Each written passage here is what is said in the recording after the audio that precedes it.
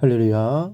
사랑하는 대강의 가족 여러분, 오늘 하루도 하나님의 말씀과 동행하는 삶이 되길 소망합니다. 오늘 함께 나눌 하나님의 말씀은 사도행전 15장 19절에서 21절 말씀입니다. 그러므로 내 의견에는 이방인 중에서 하나님께로 돌아오는 자들을 괴롭게 하지 말고 다만 우상에 더러운 것과 음행과 목매어 죽인 것과 피를 멀리하라고 편지하는 것이 옳으니 이는 예로부터 각 성에서 모세를 전하는 자가 있어 안식일마다 회당에서 그 글을 읽음이라 하더라. 아멘. 시대의 흐름에 따라 변하는 것들이 있습니다. 일전에 TV를 보다 보니 시대가 변하면서 미인의 기준도 바뀐다고 합니다. 예전에는 복스럽고 통통한 얼굴과 이 가림한 눈매가 미인의 기준이었는데 그것이 달걀형의 얼굴로 바뀌더니 이제는 좀 더 길고 갸름한 얼굴에 서구적인 동그랗고 큰 눈과 오똑한 코가 미인의 기준이라고 합니다. 그러면서 미래의 미인상을 컴퓨터로 예상해서 보여주는데 지금 보기에는 도저히 미인 같지 않은 얼굴이었습니다.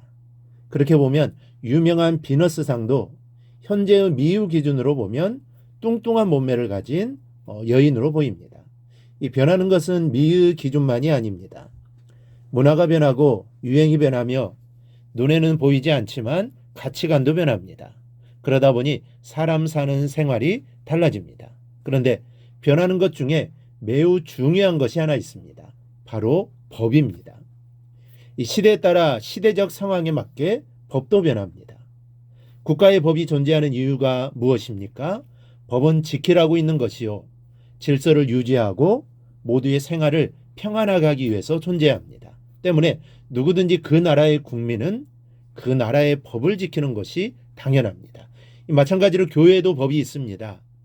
이 세상에만 법이 있는 게 아닙니다. 교회도 법이 있습니다.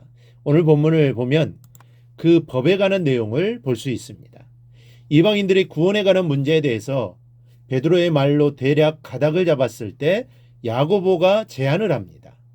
율법으로 괴롭게 하지 말고 우상의 더러운 것과 음행과 목매어 죽인 것과 피를 멀리하라고 명하는 선에서 이 문제를 매듭짓자는 것입니다. 먼저는 괴롭히지 말라고 합니다. 이는 부정사입니다. 헬라어에서 이 부정사는 지속적, 반복적, 습관적 동작을 나타냅니다. 그러므로 본문은 지금까지 율법주의에 물들어 있던 유대인 그리스도인들이 할례를 받지 않았던 이방인 출신 그리스도인들을 지속적으로, 반복적으로, 습관적으로 괴롭혀 왔는데 이제는 이를 그만두라는 의미입니다. 그리고 4가지를 멀리하라고 합니다. 다만 4가지 사항만을 이방인 신자들이 최소 의무 조항으로 지키도록 제안하였음을 보여줍니다. 먼저는 우상의 더러운 것입니다. 신약 성경에서 이 본절에서만 나오는 단어인데 이교의 우상에게 바쳐지는 데 사용되던 고기와 같은 제물을 뜻합니다. 우상에게 바쳐진 제물을 먹는 것은 어떻게든 우상과 접촉함으로 그 우상을 숭배하게 되거나 또 그 제물을 먹음으로써 마음이 우상에게로 기울어질 수도 있는 관계로 금지한 것입니다. 음행 역시 우상 숭배와 매우 관련이 깊습니다. 이교도의 우상 신전에는 흔히 신전 창기들이 있어서 우상 숭배가 음행으로 연결되곤 했습니다. 그러나 본문의 음행은 반드시 신전에서의 음행만을 가르치는 것이 아니라 일상에서 행해지던 각종 음란과 성적 방종도 포함한다고 볼 수 있습니다. 세 번째인 목매어 죽인 것은 피를 흘리지 않고 교살되어 질식에 죽임당한 것을 가리킵니다. 따라서 목매어 죽인 것을 멀리하라는 것은 4번째인 피가 빠지지 않는 고기를 그 피째 먹지 말라는 말입니다. 이는 이스라엘 사람들이 엄격히 지켜오던 규례입니다. 피를 먹지 말라는 것은 육체의 생명이 피에 있기 때문입니다. 한편 멀리하라고 번역된 단어는 억제하다라는 의미를 지닌 단어입니다. 그리고 부정사 현재형으로 늘 억제하도록이라는 의미입니다. 이상의 4가지를 이방인 신자들에게 강제적으로 금한 것은 아닙니다. 서로 간의 원활한 교제와 신앙의 덕을 세우기 위해 자제해 줄 것을 권면한 것입니다. 이 본문 이후에 보면 야고보의 이 제안은 받아들여지고 가결되게 됩니다. 이제 법이 세워진 것이죠. 그런데 문제는 이 법을 언제까지 지켜야 하느냐는 점입니다. 이 당시에는 이방 세계에서 우상 숭배가 극심했습니다. 우상 앞에 바쳐졌던 제물, 즉 고기가 시장에서 매매되었고, 또 우상의 종교는 모두 성적인 음란한 제사를 행하고 있었습니다. 때문에 당시에는 이방인들에게 이런 것들을 금하는 것이 대단히 시급한 문제였습니다. 그러나 지금은 어떻습니까?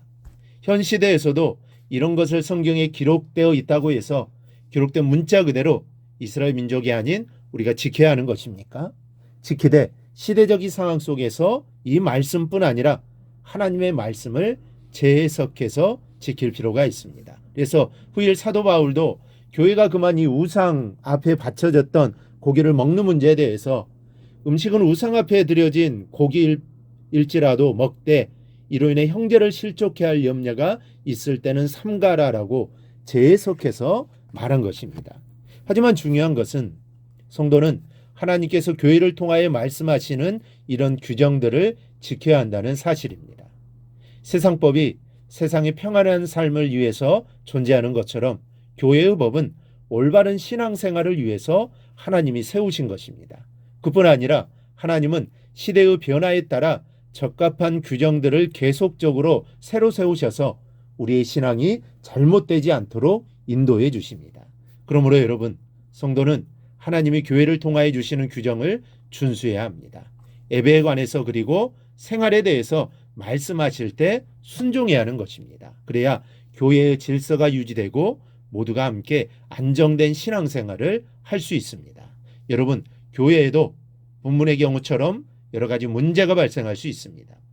그럴 때 이 문제를 수습하기 위해서 모여서 하나님의 뜻을 묻게 됩니다. 그리고 결론을 내리고 결정을 합니다.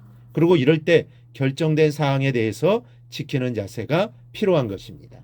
그럴 때 교회가 평화롭고 은혜로울 수 있는 것입니다. 아무쪼록 오늘 사건을 기억하고 교회의 법과 규정을 준수해서 질서를 세우는 성도들이 되기를 주님의 이름으로 축원합니다. 오늘 묵상한 말씀을 굳게 잡고 삶으로 실천하며 살아내는 대강의 모든 성도들이 되기를 축복합니다.